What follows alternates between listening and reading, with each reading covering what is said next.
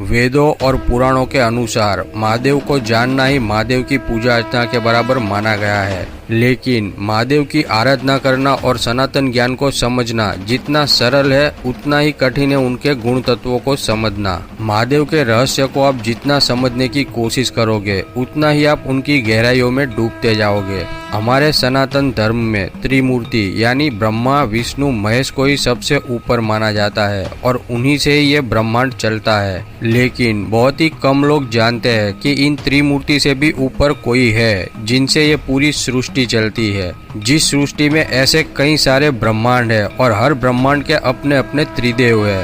तो आज के इस वीडियो में हम जानेंगे कि आखिरकार वो कौन है जो इन त्रिमूर्ति से भी ऊपर है और जानेंगे कि ईश्वर भगवान और देवता के बीच में क्या अंतर होता है।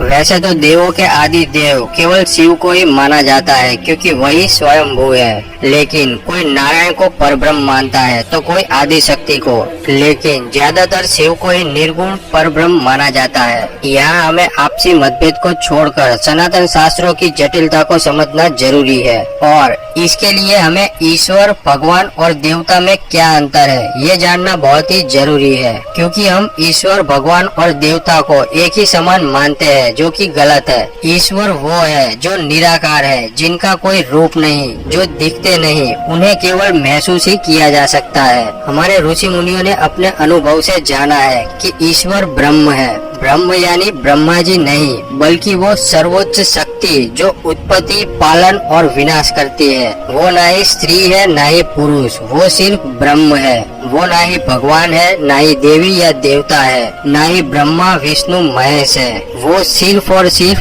पर ब्रह्म है। ईश्वर सर्वत्र होकर भी अकेला है। सृष्टि से पहले भी वही थे और सृष्टि के बाद भी वही एकमात्र होंगे। ईश्वर सभी की आत्मा में है और सभी की आत्मा ही ईश्वर है। इसीलिए उन्हें परमेश्वर और परमात्मा भी कहा जाता है। ईश्वर जिसमें ईश का मतलब होता है इच्छा और वर का मतलब होता है वरदान, यानी इच्छा को वरदान के रूप में देने वाला, जिन्हें केवल ध्यान से ही महसूस किया जा सकता है और ध्यान के दौरान की गई सारी इच्छाओं को वो वरदान के रूप में अवश्य देते हैं। भगवान यानी भूमि गगन वायु आकाश और नीर, जिनकी इन पंच तत्वों पर पकड़ है और पांचों इंद्रियों पर विजय हासिल कर ली है, जो जन्म मरण के चक्र से मुक्त है और वो कहीं भी जन्म लेकर कुछ भी करने की क्षमता रखता है, वही भगवान है। भगवान को ईश्वर नहीं कहा जा सकता, लेकिन वे ईश्वर तुल्य है। इसीलिए भगवान शब्द को ईश्वर परमात्मा परमेश्वर के रूप में भी उपयोग किया जाता है। ईश्वर एक ही है, उनका कोई अवतार नहीं और जो अवतार लेते हैं वही भगवान है। यानी भगवान विष्णु और भगवान शिव और उनके अवतारों को भगवान कहा जाता है और इनके स्त्रीलिंग रूप को भगवती कहा जाता है। मतलब कि ब्रह्मा विष्णु महेश राम कृष्ण और बुद्ध ये सभी ईश्वर नहीं लेकिन भगवान है। देवता जिसका अर्थ है दिव्य होना, यानी दिव्य शक्तियों से परिपूर्ण होना, ये ईश्वर और भगवान के प्रतिनिधि होते हैं। संसार में संतुलन बनाए रखना इनका काम है। इंद्रदेव अग्निदेव सूर्यदेव वायुदेव ये सभी देवता है। यानी जो कश्यप ऋषि के पुत्र है वो सभी देवता है। यानी ईश्वर निराकार है, उनको सिर्फ अनुभव किया जा सकता है, उनकी कोई लीला नहीं होती। भगवान साकार है जो सब कुछ कर सकने में सक्षम है, जो लीला करते हैं और उनके दर्शन भी संभव है। और जो दिव्य शक्ति से परिपूर्ण है वो देवता है जो कि मनुष्य को शक्ति प्रदान करते हैं और उनके जीवन पर प्रभाव डालते हैं। तो ये हमने जाना ईश्वर भगवान और देवताओं के बीच का अंतर। वेद में परब्रह्म के 3 तत्वों का वर्णन मिलता है। एक है अरूप, दूसरा है रूपारूप और तीसरा है स्वरूप। जिनमें से अरूप स्थायी तत्व है, वही रूपारूप और स्वरूप अस्थायी तत्व है। अरूप अर्थात निराकार और वही परब्रह्म है जो कि निराकार है, निर्गुण है,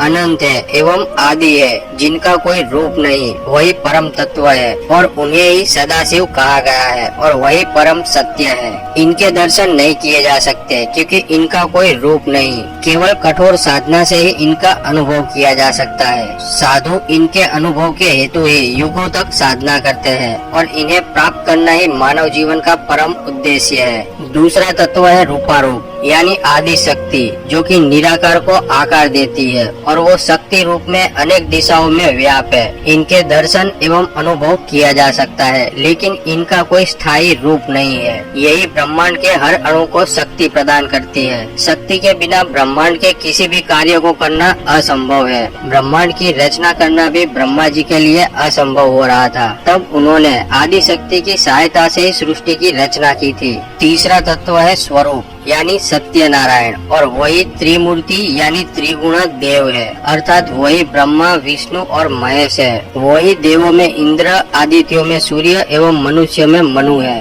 वही अंतरात्मा के रूप में हर जीव में मौजूद है, और ये संपूर्ण ब्रह्मांड उनका ही रूप है, और इनका स्थायी रूप में दर्शन और अनुभव किया जा सकता है। सत्य नारायण अरूप यानी निराकार और रूपारूप यानी शक्ति के सम्मिलित रूप है। निराकार और शक्ति ही परमात्मा के दो पहलू है। ये दोनों एक ही परमात्मा के भिन्न तत्व है, जिनमें सदाशिव निराकार है और माँ शक्ति उनकी अर्धांगिनी है। निराकार शांत एवं स्थिर है, तो वही शक्ति चंचल और अस्थिर है, और इसी विशाल और अनंत निराकार में शक्ति बंधी हुई है। जैसे कि हमने आगे बताया कि सनातन ज्ञान को समझना जितना सरल है, उतना ही कठिन है इनके गुण तत्वों को समझना। प्रत्येक कल्प में निराकार सदाशिव ने ही आकार धारण किया है, और वही निराकार सदाशिव प्रत्येक कल्प में अरूप तत्व से रूपारूप में परिवर्तित होते हैं, और वही स्वरूप में भी परिवर्तित होते हैं। यानी सदाशिव ही स्वयंभू आदि अनंत परब्रह्म है, और वही परम सत्य है। रुद्राष्टकम के 3 श्लोक में निराकार रूपी परमेश्वर सदाशिव का वर्णन किया गया है। निराकार मोड़कर मूलम तुर्यम,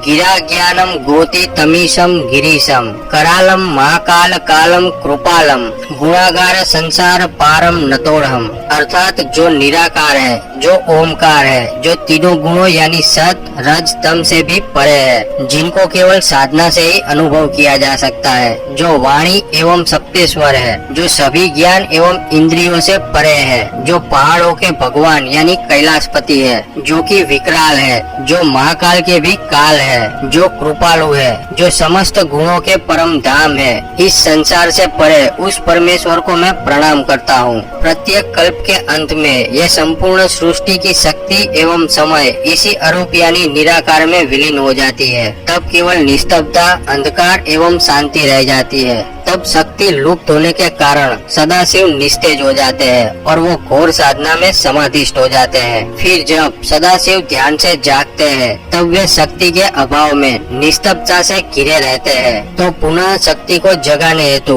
वह हुंकार लगाते हैं, और उनकी यही हुंकार ओमकार है। इसी ओमकार में शिव की शक्ति विराज करती है। फिर इसी शक्ति और निराकार सदाशिव के मिलाप से पुनः एक नए कल्प का आरंभ होता है, और इन्हीं के मिलाप से एक दिव्य लिंग का निर्माण होता है, और उसे ही हम शिवलिंग से जानते हैं। और यही शिवलिंग इस सृष्टि का प्रतीक चिन्ह है, जिसमें जो उभरा हुआ भाग है वही सदाशिव है, और शेष भाग आदि शक्ति है, और इसे ही हिरण्यगर्भ भी कहा जाता है, जहाँ से प्रत्येक कल्प में सत्यनारायण स्वरूप में शिव शक्ति का ही आविर्भाव हुआ है, जो कि सदाशिव के अरूप और आदि शक्ति के रूपारूप का मिला हुआ स्वरूप है। और इस संपूर्ण सृष्टि में एक ही सत्य नारायण है, जिसे हम भगवान विष्णु के विश्व स्वरूप से जानते हैं, और वही ब्रह्मा, विष्णु और महेश है। इस सृष्टि में अनेक ब्रह्मांड है, जिसमें हर ब्रह्मांड में ब्रह्मा, विष्णु और महेश होते हैं, जो कि अंतरात्मा के रूप में हर जीव में मौजूद है, और ये सारे ब्रह्मांड सत्यनारायण का ही रूप है। तो ये हमने जाना कि कैसे अरूप यानी निराकार सदाशिव सबसे पहले अपनी हुंकार यानी ओमकार से रूपारूप यानी शक्ति को जागृत करते हैं, और फिर अरूप और रूपारूप के मिलाप से